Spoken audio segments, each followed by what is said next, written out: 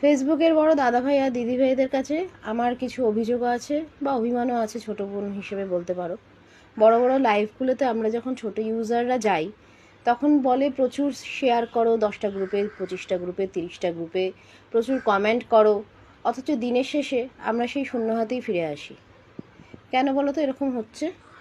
তাহলে কি তোমরা আমাদেরকে ইউজ করছো?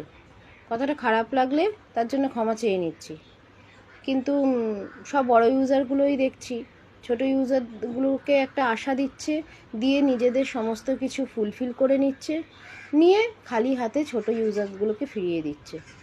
তাহলে আমরা চলো ছোটরাই ছোটদের পাশে দাঁড়াই, ছোট ছোট বন্ধুরা মিলেই বড় পরিবার গড়ে তুলি। শুভ দুপুর।